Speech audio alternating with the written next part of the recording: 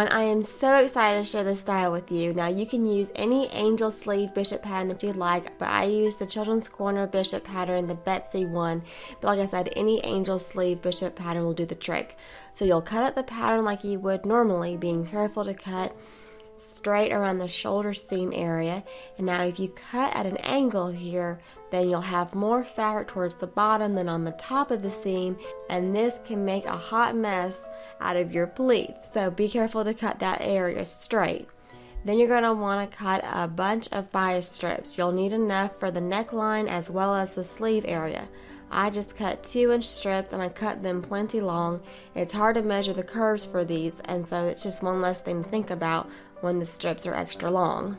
Finally, I cut a strip for the placket, again 2 inches wide and plenty long. I generally just cut this strip from the selvage area.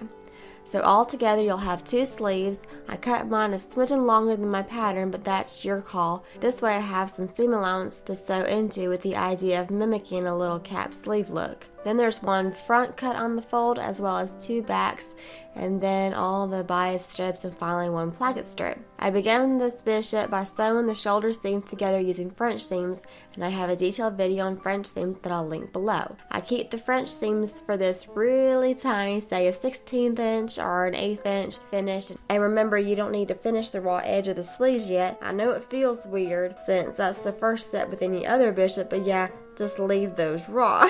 So when you are all done putting the bishop together, you'll have the back piece, then a sleeve, then the front piece, then the other sleeve, and then the other back. Of course, you could do a bishop that's closed with buttons or such all the way down the front, and then your back and front pieces would be reversed. But anyhow, lots and lots of variations. So moving on, I gave everything a good ironing, and then I checked to see how many needles my sleeve required to be fully pleated.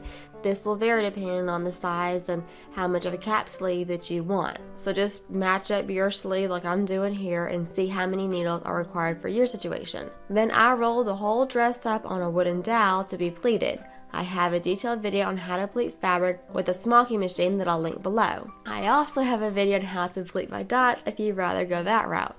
Sometimes I just feel like a spokesperson or something, like, oh, watch this video, and that's really not my personality. But it is so much easier than putting the repeat sections into every video, especially with a little one.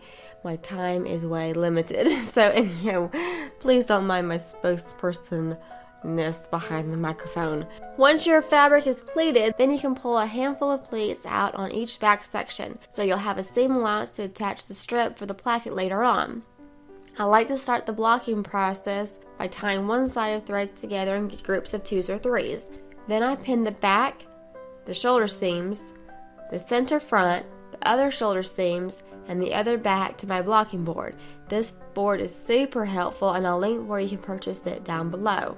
Then I pull the threads taut, and it's kind of a game of pulling the threads tight, readjusting the fabric, pulling the threads, readjusting until everything is laying really nice and flat. If it's not nice and flat here, it won't get any better as you smock. So if you don't have the patience today, then just let it be and come back when you do. You don't want to rush this step. When everything is laying nice and flat, you can tie off the other side of threads in groups of 2s or 3s. So then I worked on the back placket. To begin, I sewed a French seam starting where the bottom of the placket will be. So you'll skip, I don't know, 6 inches or so depending on what size you're making, and then start sewing. You'll do the French seam the same way you would do normally, but I clip just at the top of the seam, and this just helps with the sewing of the French seam and the placket and keeping that overlap nice and tidy. So then you can attach the placket strip to the dress, and I have a detailed video that I'll link below. I gave the placket strip an ironing and moved to the neck binding. And as you know, if you've seen my other tutorials lately, I've become a huge fan of this freezer paper stuff. I'm not sure how I ever said without it. So I cut some strips and sort of aligned them around the neckline, and I'm ironing these to the right sides of the dress. And of course, you want to make sure your pleats are evenly distributed before you do this. Now you'll only be able to do a section of the neckline at a time before having to reposition. The whole neckline won't lay flat anymore since the back of the dress is now sewn together. You'll take a bias strip and iron that in half. So since I ironed the strips to the right side of the dress, they are out of the way when it comes to sewing. And what I mean by this is I'm able to see my pleating threads as I'm sewing the binding to the neckline from the wrong side of the dress. I hope that's making sense. Luckily you have a visual. So basically I'm choosing to sew right below the first row of pleating threads. I use the holding roll to keep my seam allowance even with the pleat. Then you can tear off the freezer paper, making sure none of your stitches rip in the process. At this point, the pleats are secured to your neck binding, so if they rip, just go over them with your machine. No big deal.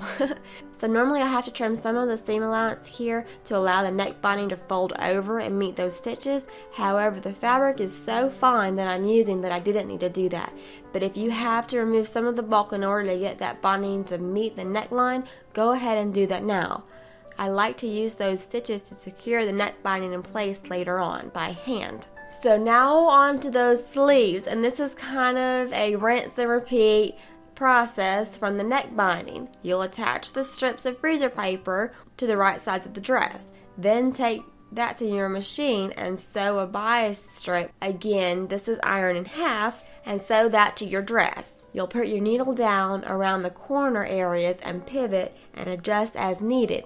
These armholes aren't a sharp corner, but they do require a bit of a pivot. I did trim up the seam allowance here, and then I ironed the strip over and around to the back side of the dress.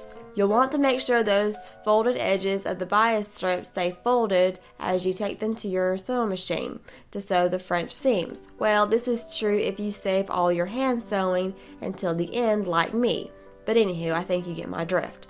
Once the French seams are done, then you'll just have to hem your dress. You can attach lace to the end of the dress, and I have a detailed video on how to do that I'll link below. But I decided to hem the dress by folding up about 1/2 inch of the fabric all the way around and ironing that in place. Then I folded up about 4 inches for that lovely deep hem look, and I would pin about 4 inches in one spot, go over a little ways, and pin 4 inches in that spot, and then iron in between the pins. And then I sewed the hem down in by hand. So after you finish your smocking and handwork, here is the finished dress. I really like this delicate look. It's become one of my favorite pieces I think I've ever made. But with most outfits, there are a ton of different embellishments. I also think this would be adorable as a shorter version, kind of like a little shirt, if you will. But I just love the bounded sleeves. Definitely going to be a repeat for me. But anywho, I hope this was helpful. If you have any questions, please leave them in the comments below, and I'll do my best to answer them. As always, I appreciate y'all for watching, and I hope to catch y'all next time.